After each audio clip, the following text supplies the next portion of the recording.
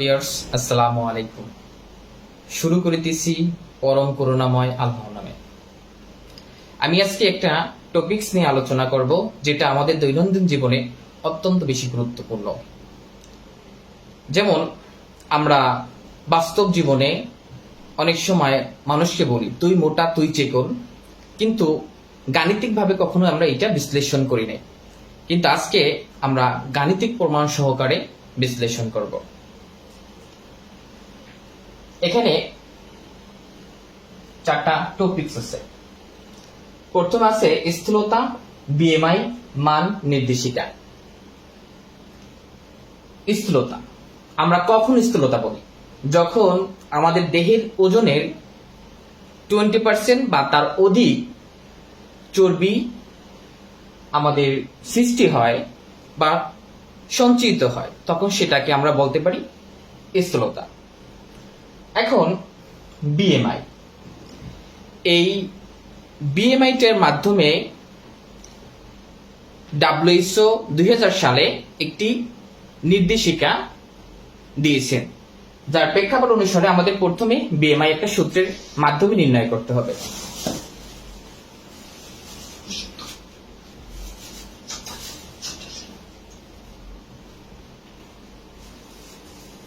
BMI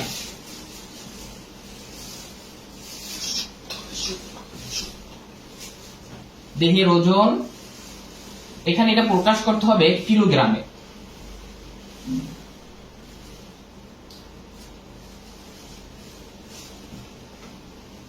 উচ্চতা প্রমাণ করতে হবে মিটারে।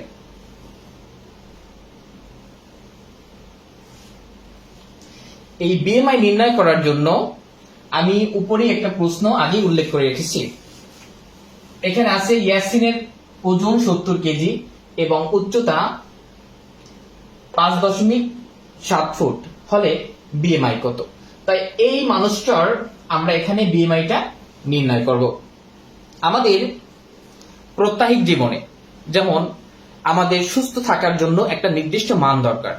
এই সুস্থ যদি আমরা থাকতে পারি, তাহলে আমরা যদি এই WHO এর পরামর্শ অনুসারে আমরা চলতে পারি এবং আমাদের যদি বিএমআই অনুসারে যদি আমাদের ঠিক থাকে, তাহলে আমরা স্পষ্টভাবে বলতে পারি যে আমরা স্বাভাবিক রয়েছি। তো সেই প্রেক্ষাপট অনুসারে আমরা দেখব দেহের ওজন। দেহের ওজন 70 কেজি, কিলোগ্রামই আছে, যেহেতু আমরা কিলোগ্রামই রেখে দেব। উচ্চতা মিটার স্কয়ার।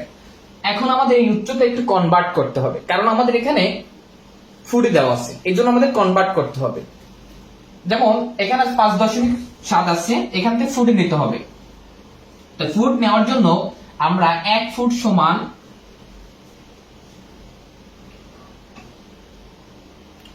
0.305 মিটার লিখতে পারি। 5 মিটার লিখতে পারি। 1 ফুট সমান যদি 0.305 মিটার লিখতে পারি, তাহলে অবশ্যই এখানে আছে কত? 5.7। তাহলে সেক্ষেত্রে আমরা লিখতে পারি কত? 5.7 ফুট সমান, আমরা এটার সাথে গুণ করতে পারি। গুণ করলে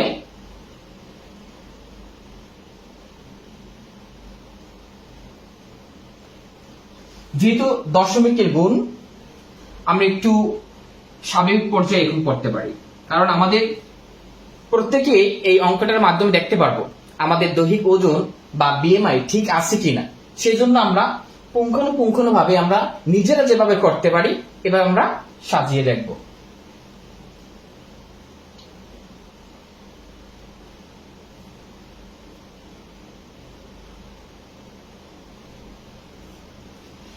এখন দশমিকের যেহেতু গুণ, আমরা মনে করবো এখানে দশমিক নেই বাস্তব পক্ষে যেটা, তাহলে 7 আর 5 যদি আমরা গুণ করি, 5 7 35, 35 এর 5 হাতে আমাদের 3, 7 শূন্য গুণে 0, আর আমাদের যে হাতে যে 3, এই 3টা আমরা এখানে লিখলাম। 3 7 21, তার আমরা এখানে 21 লিখেছি। যেহেতু গুণের ক্ষেত্রে একটা শূন্য ধরতে হয়, আমরা একটা শূন্য ধরলাম।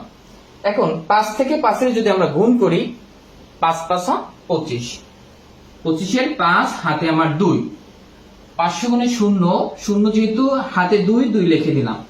এখন 3 5 15, তো আমরা এখানে 15 লিখলাম। এখন এখানে যেহেতু মানটা আমরা হিসাব করছি, তাহলে 0 5 5 5 3 8 2 1 3 যোগ করলে 5 2 7, আর এখানে 1 1 রয়েছে। এখন আমরা কোনটাকে পূর্ণ সংখ্যা ধরবো আর কোনটাকে আমরা দশমিক ধরবো? তাই পূর্ণ সংখ্যা ধরার জন্য আমাদের প্রথম কি করতে হবে, এখানে যে কয়টা দশমিক আছে আর এখানে যে কয়টা দশমিক আছে, উপরে আমরা দেখছি 3টা দশমিক আর নিচে দেখছি 1টা দশমিক, তাহলে 3 আর 1 4টা দশমিক। তাহলে এখান থেকে আমরা 4টা সংখ্যার পরে দশমিক ব্যবহার করব। তাহলে আমরা এখানে 4টা সংখ্যার পরে এখানে দশমিক ব্যবহার করছি। দেখেন আমাদের এই ফুট থেকে আমাদের মিটারে প্রকাশ করা হয়ে গেছে। তাহলে আমরা এখানে যেখানে উচ্চতা মিটার স্কয়ার, এখানে আমরা বসাই দিই।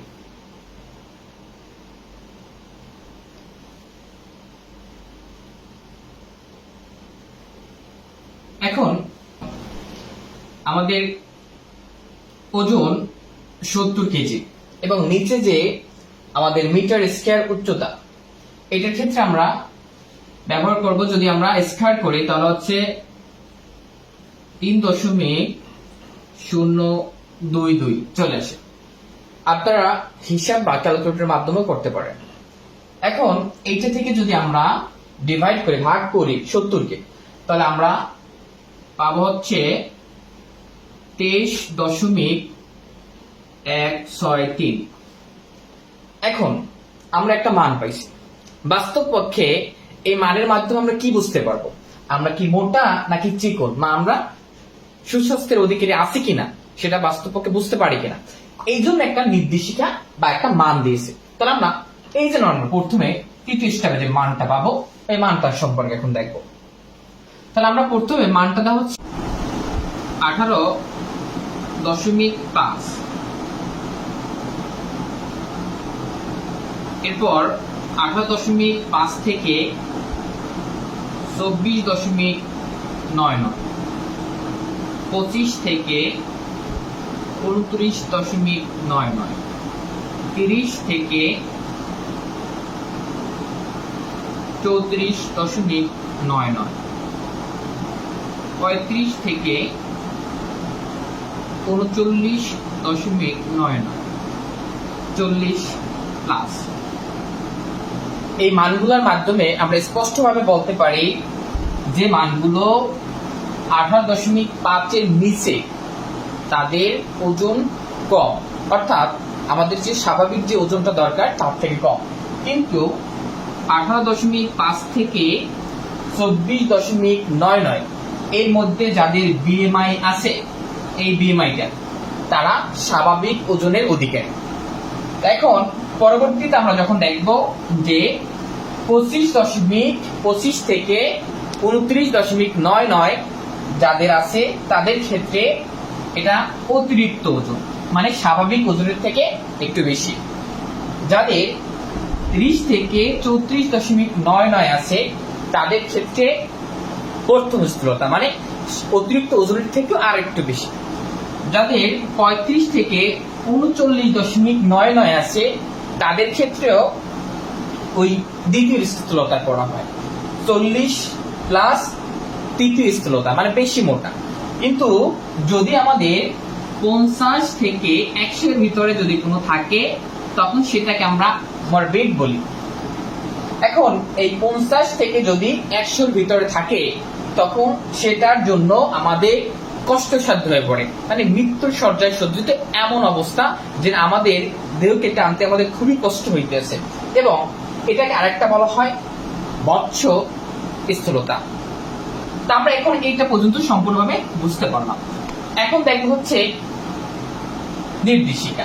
তাহলে এই যে নির্দেশিকা, যে আমরা কোনটা যদি আমরা নিজস্ব ভাবে আমরা এই বিএমআই এর মাধ্যমে তৈরি করতে পারবো, যে এইটি 18.5 থেকে 24.99 যাদের আছে তাদের ক্ষেত্রে এটা সঠিক, এবং তারা স্বাভাবিক যেরকম জীবনযাপন করে ওরকম চলতে থাকবে।